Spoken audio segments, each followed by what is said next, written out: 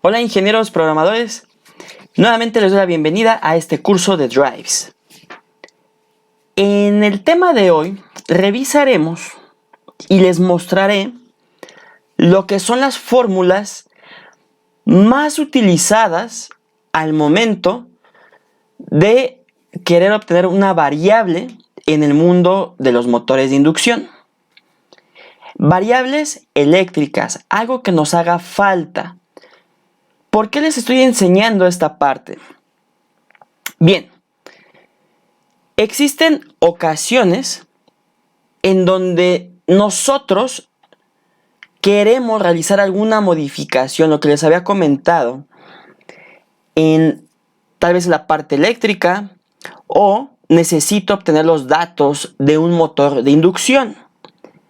Sin embargo, o en los datos de placa no se pueden percibir bien aquellas variables importantes, o simplemente el motor ya es tan viejo que no me permite visualizarlo, tal vez ya está muy rayado, tal vez el mismo dato de placa ya se desvaneció con tantos años que transcurrieron en la empresa.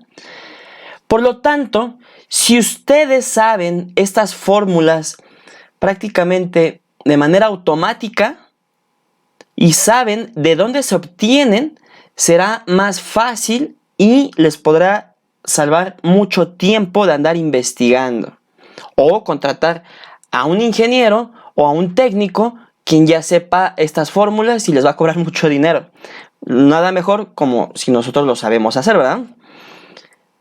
Bien, tenemos la fórmula de velocidad dentro de los motores de corriente alterna. Hay muchas fórmulas, ustedes ya lo saben, a través de la escuela, nos bombardearon con muchísimas fórmulas, pero con muchísimas fórmulas. No estoy diciendo que todas sean o no tengan caso, ¿bien? Son muy importantes. Yo siempre he dicho que la escuela nos ha ayudado, nos apoya, para que tengamos un concepto de lógica bastante grande y sepamos de dónde se obtienen las cosas. Pero hay que ser bastante honestos. En la parte práctica, en la parte en donde nosotros nos están pagando, o sea, si estamos en la parte de automatización, somos mucho más prácticos. Y esas fórmulas que nos están mostrando, pues prácticamente nos están diciendo otra manera de dónde obtener ese dato. Pero tal vez nos vayamos en la parte más complicada. ¿Por qué nos vamos en la parte más compleja si lo podemos obtener en la parte más simple? ¿Ok? Estas fórmulas son la manera más fácil de obtener esas variables. Ustedes lo pueden obtener de otro lado. Sin embargo, a mi experiencia, yo les puedo decir que estas fórmulas que les voy a mostrar son las que ahorran mucho tiempo y prácticamente nos ayudan a conocer de una manera muy sencilla el resultado. Este es el caso de velocidad. La velocidad se puede obtener de otra manera. ¿Pero qué creen? Esa otra fórmula que les estoy platicando, ya la conozco bien, nos sirve si tenemos lo que es el deslizamiento. Y generalmente en campo no lo vamos a tener. Eso nos viene en los libros, pero no aquí, ¿ok? Lo que generalmente vamos a obtener es la frecuencia y el número de polos, ¿ok? Solamente con esos dos datos seremos capaces de obtener la velocidad. ¿Qué velocidad? Pues las RPMs. Bien. Velocidad, que es la n, es igual a 2 por f. En este caso, aquí vamos a agregar lo que es la frecuencia. Y esto es importante porque ya vamos a analizar internamente lo que es el drive y su principal objetivo de nuestro variador Yo les había comentado que dependiendo de las variables y demás, nos va a dar distintas velocidades y más variables todavía. Pero sí, una característica importante del drive o de nuestro variador, como lo dice su nombre, VFD, variador de frecuencia.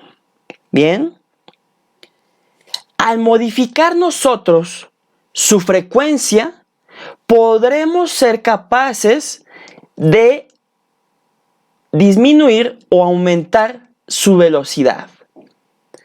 La frecuencia es una variable bastante importante para que nosotros disminuyamos o aumentemos esa velocidad. ¿Cuál es la unidad de frecuencia? Su unidad son los hertz. Bien. Y esto es indispensable que lo puedan ya ir viendo, la importancia de esta fórmula. Por eso se los quería yo mostrar. ¿Ok? Para que se dieran cuenta, conforme nosotros tengamos mayor o menor frecuencia, vamos a disminuir esa velocidad. ¿Ok? Esa frecuencia nosotros la podemos ir aumentando o disminuyendo. Y el número de polos ya está predefinido en nuestros datos de placa. Bien. Dependiendo de qué estemos sustituyendo, es la velocidad en RPMs. La otra fórmula nos funciona si tenemos deslizamiento. Como generalmente no lo vamos a tener, entonces por eso les presento esta fórmula general. Bien. ¿Qué otra fórmula vamos a utilizar? El torque o el par. Y para esto, ¿qué variables necesitamos? Únicamente necesitamos lo que son los HPs o los horsepower, ¿ok? Y necesitamos la constante, además de las RPMs. Con esto, nosotros podemos calcular lo que es el torque o lo que es su par. Bien. ¿Para qué nos sirve? Pues simplemente, si nosotros tenemos una aplicación, digamos, vamos a suponerlo, en donde nos están indicando, para mover un elevador, necesitamos nosotros un torque, no sé, digamos que de 20 kilogramos por metro. Entonces, ¿de qué potencia necesitamos nuestro motor para poder realizar el movimiento de esa aplicación? ¿Ok? Tan simple como eso. Si nosotros ya tenemos lo que es el torque, podemos nosotros sustituir y calcular de cuánto vamos a necesitar de potencia nuestro motor. ¿Ok? Entonces es bastante indispensable también esta fórmula y es muy sencilla. Simplemente HP por 716 sobre la velocidad en RPMs. ¿Ok? Esa es la parte del torque o del par. Y ustedes la pueden ir sustituyendo. Por último, y es a mi parecer la fórmula más importante, de las más importantes, vienen lo que son los HPs. Aquí, ¿qué tenemos en la parte de arriba? Tenemos los horsepower, son iguales, es otra manera de obtener lo que es el HP de un motor, ¿ok? De cuánto necesitaríamos. Si tenemos un voltaje, aquí tenemos lo que es el voltaje por A.